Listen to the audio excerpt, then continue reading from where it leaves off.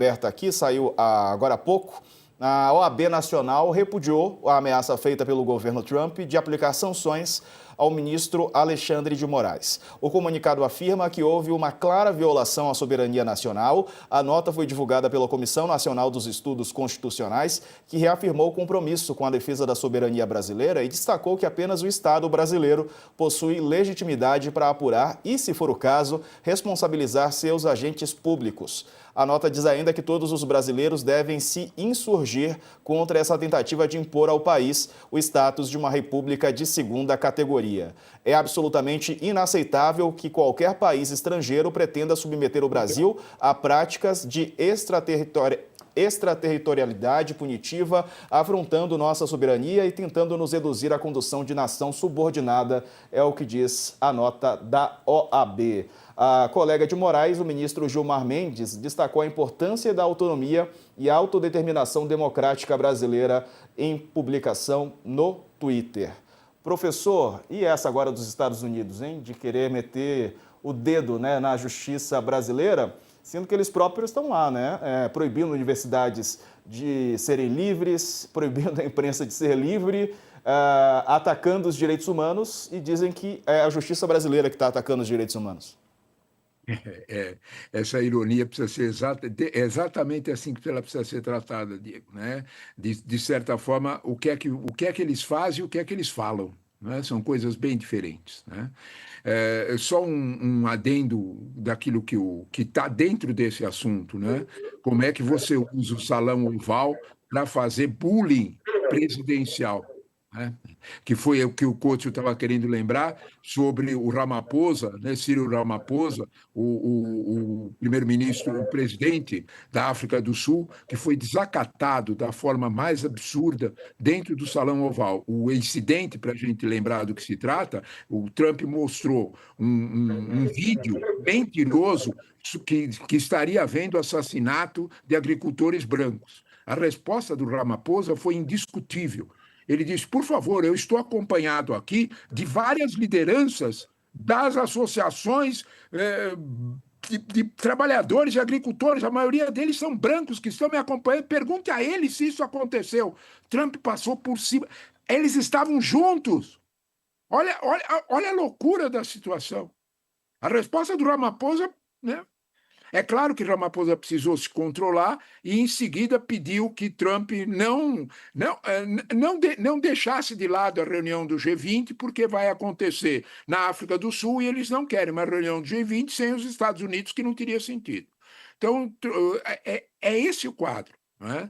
Agora, quanto ao que você estava mencionando, né, dessa possibilidade com o Moraes, né, nós precisamos ver o absurdo dessa situação quando você olha qual é o motivo pelo qual eles estão punindo o Moraes.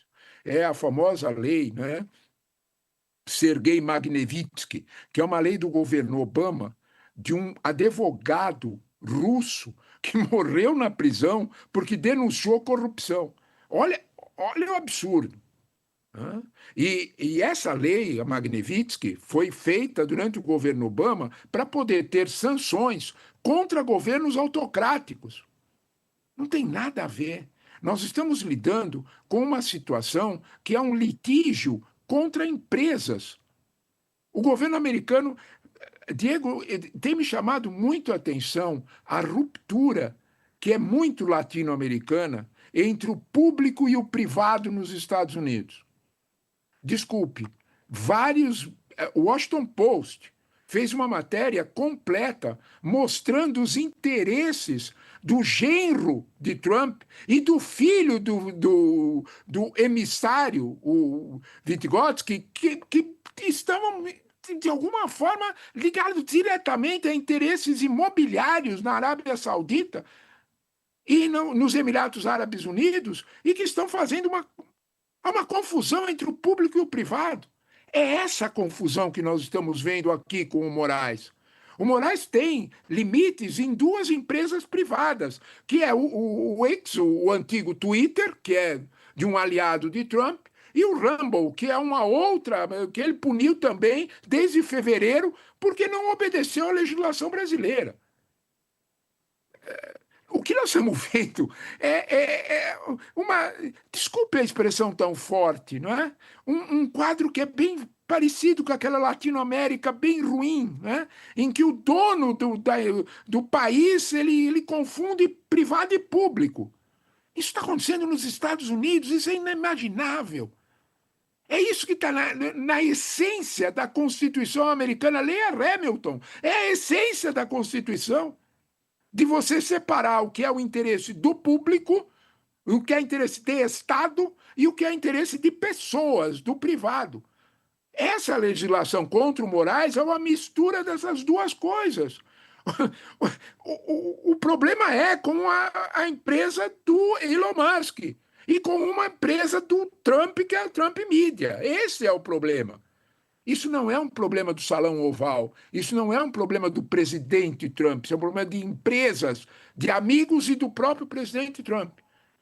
Essa situação precisa ficar muito clara quando a gente fala sobre por que Moraes está sendo alvo dessa pressão.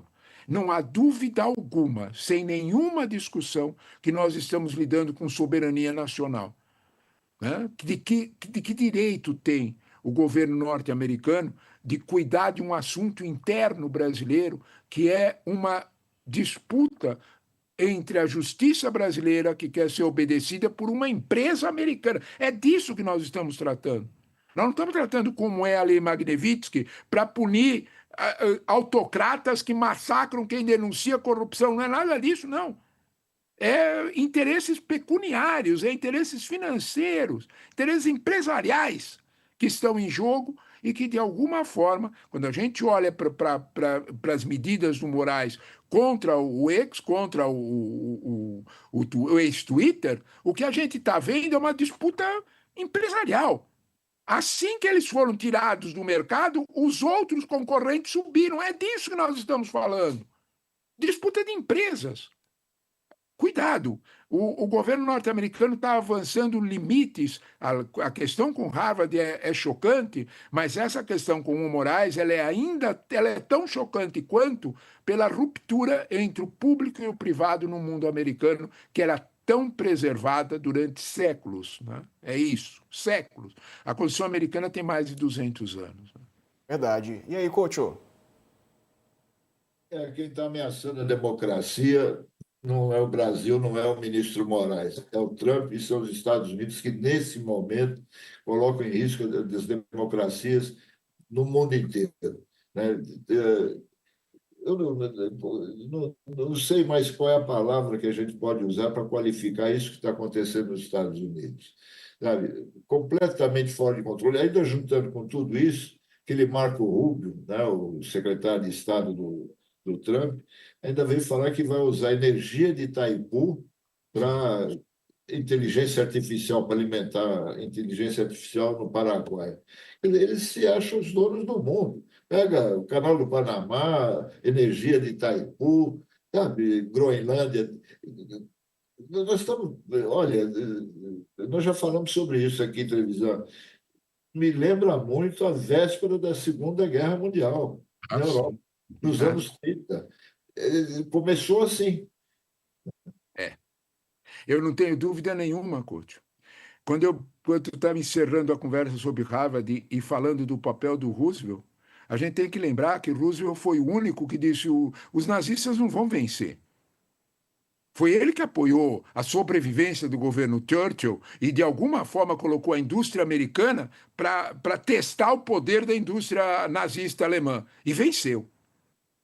Então, quando nós olhamos para isso, a sobrevivência do mundo livre, quando a gente fala disso, a gente não está falando de sobrevivência do mundo livre contra a União Soviética. A gente está falando de sobrevivência do mundo livre contra a ameaça nazista. Ela começou aí.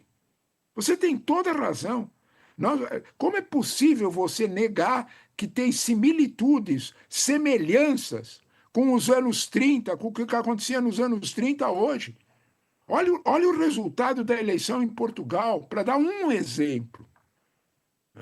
Você tem. E outras. Né? Olha a ascensão da extrema-direita preocupante na Alemanha. Na Inglaterra, nós falamos pouco disso, a última eleição, eleições comunais na Inglaterra, mais de 400 comunas foram grupos, né? Foram para a extrema-direita, eleições de comunidades pequenas. Isso é um sinal preocupante, nós estamos falando do Reino Unido, sem falarmos da França. Né? O ameaça que há sobre a França de um governo de extrema-direita, todo mundo sabe. Não é só com Marine Le Pen, como com o seu herdeiro, o Jordan Bardella, que, se ela for punida por corrupção, ele assume. Na mesma linha ou talvez pior. Então, quando nós olhamos para esse quadro, sem dúvida nenhuma, o teu alerta é fundamental. A ameaça americana não se circunscreve ao cenário geográfico americano. Ela tem um peso geoeconômico para todos os países e tem um peso geopolítico. Isso é a cara dos anos 30. Né? Em que a Alemanha avançava, avançava, avançava. Qual será? A pergunta que tem é: qual será a nossa Polônia? Né? Qual será? Porque nós entregamos Sudetos, entregamos. Qual será a nossa Polônia? Né? Porque nós temos já vários Neville Chamberlain tentando fazer contemporizações. Nós não temos contemporizações com uma situação que é exatamente essa que a gente descreve. Se alguém me dissesse há um ano atrás que alguém ia ameaçar Harvard, eu sinceramente aconselharia a procura de um psiquiatra. Né? Olha, você está delirando, meu filho. Né? Só que isso, o Diego acabou de falar sobre a proibição de alunos estrangeiros em Harvard, que é a essência da universidade, da convivência com a ciência, da geração de novos talentos. É isso que é Harvard. Está brincando? Né? É uma ameaça, sem dúvida nenhuma, à existência da democracia no mundo. Não há dúvida alguma. Você tem toda a razão, Couto.